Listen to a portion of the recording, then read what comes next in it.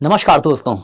संत कबीर जी कह गए थे, मोको कहाँ ढूंढे रे बंदे, मैं तो तेरे पास में। ना तीरथ में ना मूरत में, ना कंठ निवास में, ना मंदिर में ना मस्जिद में, ना काबे कैलाश में, ना मैं जप में ना मैं तप में, ना बरत उपास में, ना मैं क्रिया कर्म में रहता, ना ही जोग संन्यास में, ना ही प्राण में ना ही पिंड में, ना ब्रह्मांड आकाश में, ना मैं प्रगति प्रवर गुफा में, सब श्वासों की श्वास में, खोजी हुए तुरंत मिल जाऊं एक पल की तलाश में।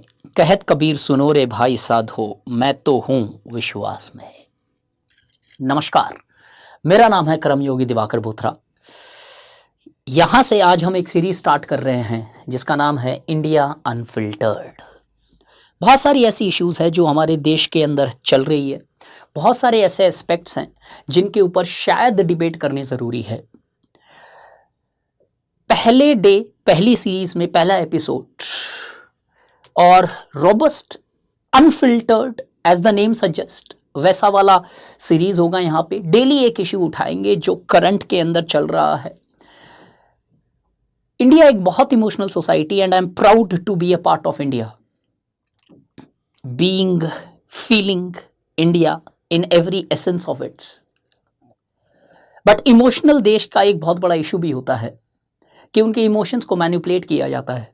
उनके इमोशंस के साथ अगर कहा जाए तो खिलवाड़ किया जाता है। उन इमोशंस को मैनिपुलेट करके इस तरीके से प्रेजेंट किया जाता है कि लोग इमोशंस होके वोट देते हैं। इमोशंस से जब वोट मिलते हैं तो पॉलिटिक्स इमोशन से चलती है और उसी के बेसिस पे एक ऐसा स्पाइरल क्रिएट हो जाता है, विशेष सर्कल क्रिएट हो जाता है जिसके बेसिस पे शायद रियल मुद्दा बाहर चले जाता है। लोगों के सिर्फ आस्था और इमोशंस के साथ ही कहीं ना कहीं चीज़ों को जोड़ दिया जाता है इन ऑर्डर टू गेट न पॉलिटिकल माइलेज। वैसा ही ठीक एक ऐसा मुद्दा है प्लेसेस ऑफ वर्शिप एक्ट। काफ़ी कुछ हुआ इसमें पिछले 1.5 से 2 साल में, इनफैक्ट कहा जाए तो 4 सालों के अंदर। 2020 में इस एक्ट के ऊपर कहीं ना कहीं सुप्रीम कोर्ट के अंदर एक केस फाइल किया गया जिसके अंदर ये बताया गया कि ये act is something which needs a relook. क्या भगवान खोजने से मिलते हैं? संत कबीर दास जी तो कह गए हैं कि नहीं, ये विश्वास है। क्या गड़े मुद्दे हमेशा उखाड़ने चाहिए? क्या उससे हमें भगवान मिल जाएंगे? या फिर कुछ लोग ये गड़े मुद्दे इसलिए उखाड़ रहे हैं ताकि उन्हें पॉलिटिकल माइलेज मिल जाए, भगवान से शायद उनका कोई ज्यादा आस्था या वास्ता नहीं है। आज इस पूरे के पूरे इश्यू को अगले 10 से 15 मिनट के अंदर अनफिल्टर्ड तरीके से टेकअप करेंगे। Maybe there is a possibility कि शायद इसके बाद में आप बहुत सारे नेगेटिव कमेंट्स रखो, तो मैं 2 बार नहीं सोचूंगा सरकार के खिलाफ भी बोलने से। अगर वो चीज समाज के हित में है, अगर वो चीज मेरे देश के हित में है, this series is only about that. जहां पे अप्रिशिएशन करनी चाहिए वहां पे अप्रिशिएशन करेंगे, जहां पे निंदा करनी चाहिए वहां पे निंदा करेंगे।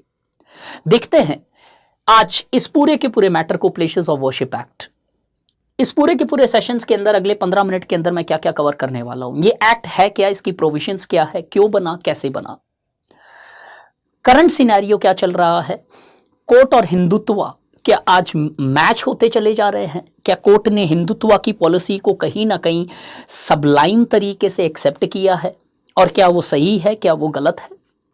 ऑल दो मैं कोर्ट के जजमेंट्स पे कोई भी टिप्पणी नहीं करूंगा यहाँ पे, but yet let's just have an awareness के are we somehow our institutions leading building up institutional communalism in society, and last but not the least evaluation of the entire happenings which have happened in the past 4 years or so। पहले देखा जाए अगर current scenario, तो current scenario कुछ इस तरीके से है।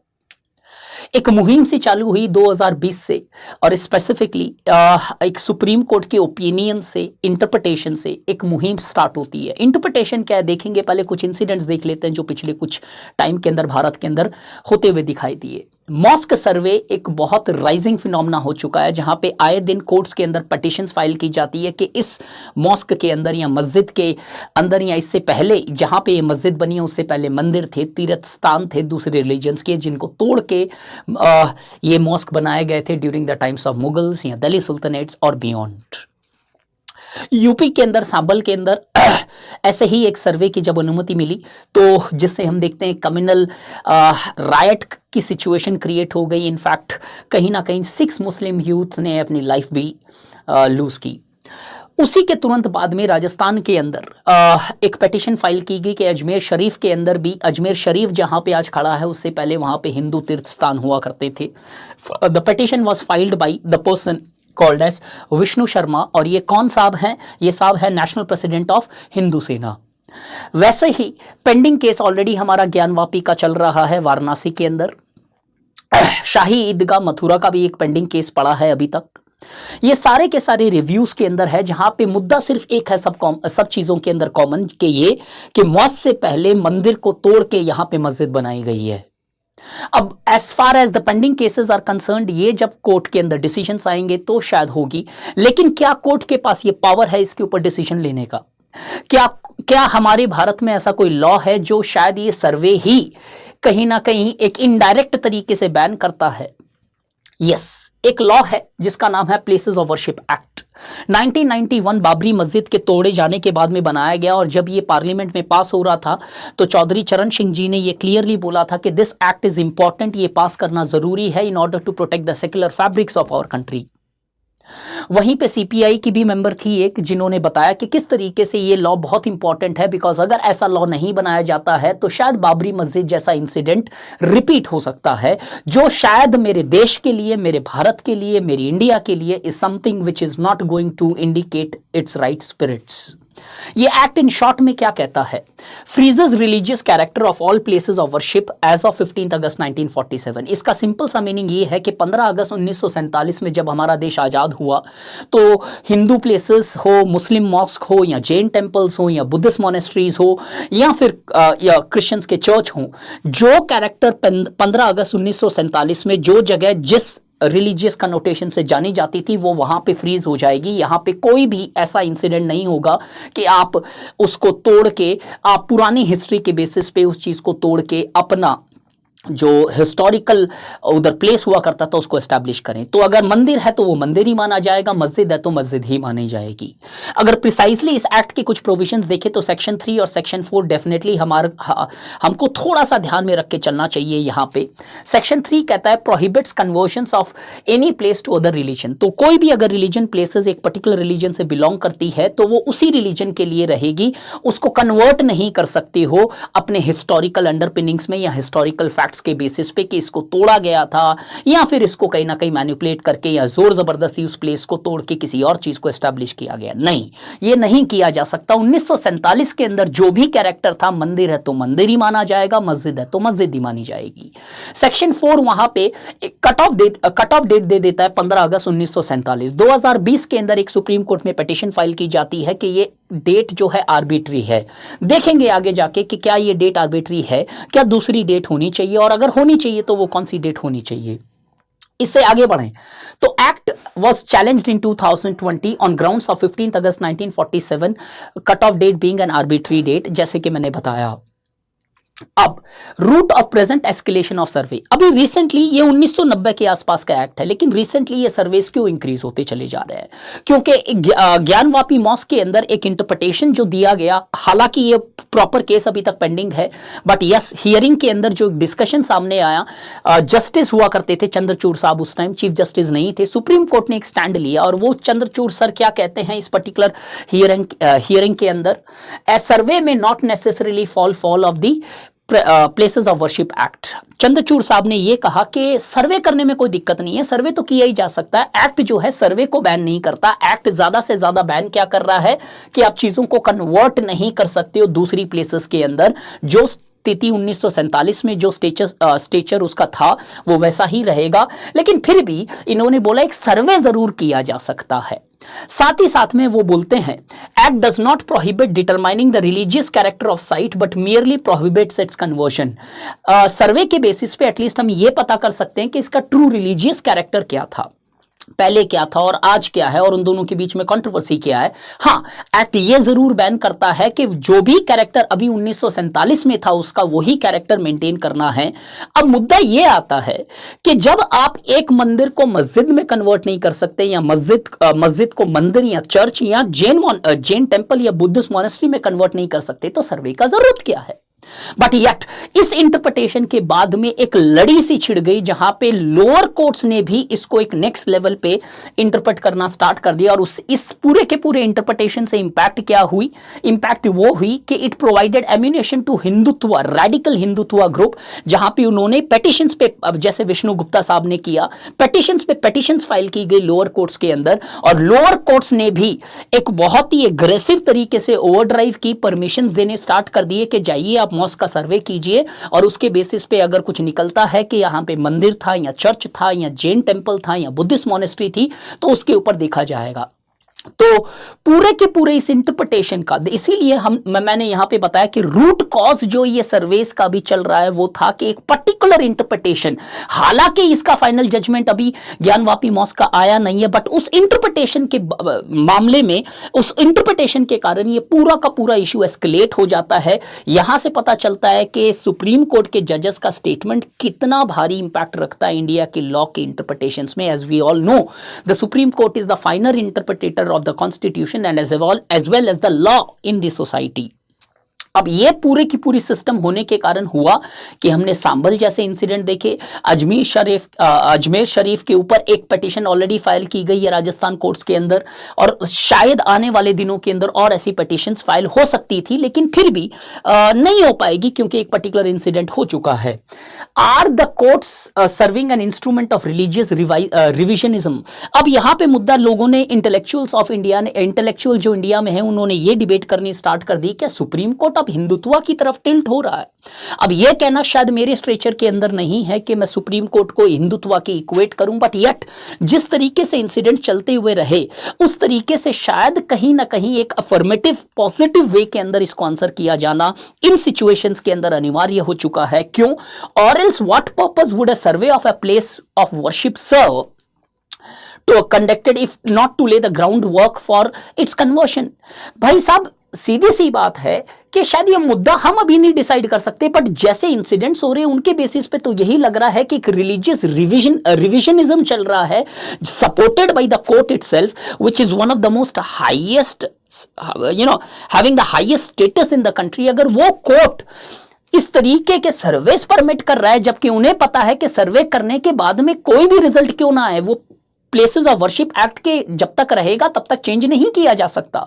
इसके और ये सर्वेस परमिट करने के कारण it can be clearly seen that कि ये somehow the court is getting tilted और influenced by the overall feeling emotions present in the country, where we all know it well that the Hindutva politics have started dominating the Indian society. Right wing political parties जिस जिस देश के अंदर आई है, उस देश के अंदर रिलीजन, रेस और ये सारे एस्पेक्ट्स हमेशा स्ट्रांग हो जाते हैं with respect to the political ideology.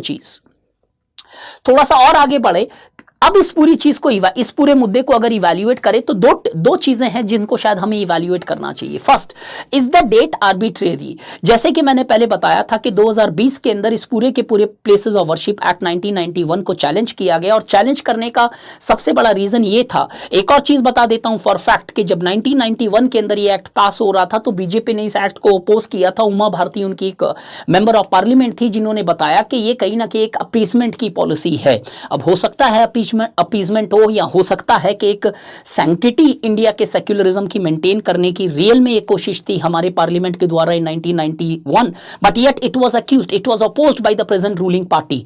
और 2020 के अंदर एक पिटीशन फाइल की गई सुप्रीम कोर्ट के अंदर कि इस डेट को आर्बिट्री माना जाए, कि इस मतलब आपने बिना कोई एक सर्वे, बिना कोई एक रिसर्च के 15 अगस्त क्यों डेट चूज की। अब मुद्दा ये आता है, अगर 15 डेट नहीं होगी, 15 अगस्त 1947 डेट नहीं हो तो कौन सी डेट होनी चाहिए? अब पहले सपोर्टिंग आर्ग्यूमेंट दे देता हूं कि बाबरी मस्जिद का जो 5 बेंच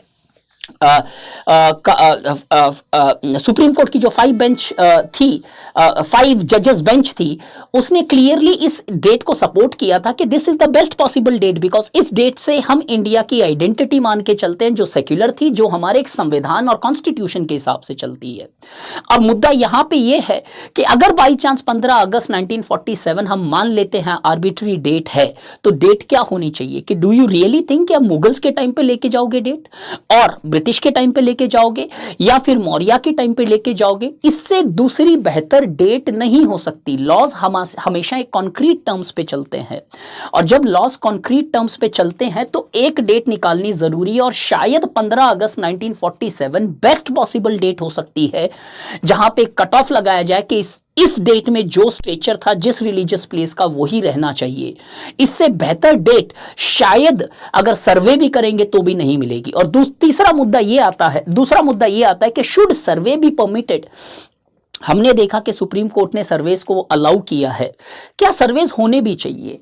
एज ऑफ नाउ एक और चीज याद रखिएगा, इंपॉर्टेंट इंफॉर्मेशन, जब सर्वेस बढ़ने लगे तो सुप्रीम कोर्ट ने इंट्रिम बैन लगा दिया सर्वेस के ऊपर कि कोई और नए सर्वे नहीं किए जाएंगे जब तक ज्ञानवापी मॉस्क के ऊपर कोई डिसीजन नहीं आ जाता, या फिर शाही ईदगाह के ऊपर कोई डिसीजन नहीं आ जाता जो मथुरा के अंदर है।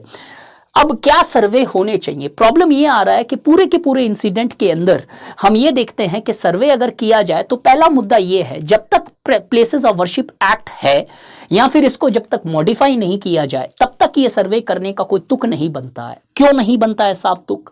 क्योंकि आप सर्वे करने के बाद भी उस प्लेस को कन्वर्ट नहीं कर पाओगे जब तक ये लॉ स्टैंड करेगा। या तो आपको लॉ को हटाना पड़ेगा, मॉडिफाई करना पड़ेगा, नई कट ऑफ डेट लगानी पड़ेगी, या फिर कुछ प्रोविजंस डालने पड़ेंगे कि अगर सर्वे में मिलता है कि वो पहले कुछ ऐसी प्लेस थी और उसे अब कन्वर्ट कर सकते हैं ये कंडीशंस अटैच्ड के साथ, तो शायद सर्वे करना चाहिए। तो सर्वे करने से पहले हमें यह देखना चाहिए क्या ये एक्ट को अभी सर्वे करने से पहले हमें यह ध्यान में रखना है कि इस एक्ट को पहले या तो खत्म करना पड़ेगा या फिर मॉडिफाई करना पड़ेगा। जब तक ये है तब तक there is no point of conducting a survey.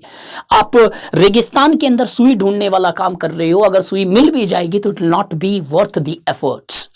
Next, ये शायद और केसेस को पाइल अप कर रही है। थैंक गॉड कि सुप्रीम कोर्ट ने एक इंट्रिम बैन लगाया। अगर ये इंट्रिम बैन नहीं लगता तो इंडिया के अंदर लाखों पचासों केसेस आते जहां पे एक रिलीजन ने दूसरी रिलीजन के ऊपर कुछ केसेस किए हैं। अब यहां पे मुद्दा ये आता है, मेजॉरिटी केसेस जो भी हो रहे हैं वो मॉस्क की खुदाई के लिए हो रहे हैं, या मॉस्क को ये आर्गुमेंट दिया जा रहा है कि उस मॉस्क को तोड़ मंदिर को तोड़ के मॉस्क बना है।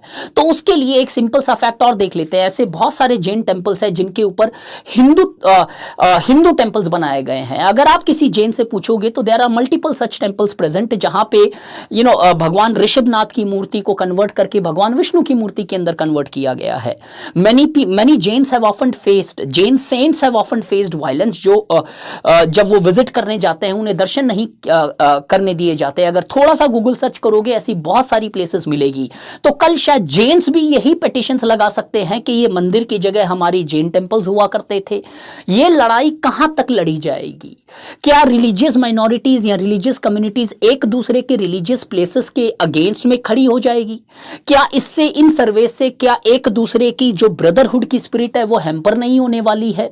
और तीसरा और आखिरी मुद्दा जो कंसर्न है वो ये है कि ये हमेशा टेंशंस रिलीजियस माइनॉरिटीज के बीच में इंक्रीज करती चली जाएगी, और कुछ पॉलिटिकल पार्टीज इसका माइलेज उठाएगी by specially raising these issues during the times of elections in order to largely direct the voters into a particular aura और अ पर्टिकुलर आइडियोलॉजीज। तो मुद्दा पूरे के पूरे एस्पेक्ट्स के अंदर यह है कि शायद at present the places of worship act have protected the sanctity of religious places, और अगर ये सर्विस आगे किए जाते हैं विदाउट एनी नेसेसरी प्रिकॉशंस तो प्रॉब्लम ये होने वाली है कि हम भगवान को ढूंढते ढूंढते शायद समाज को खो देंगे।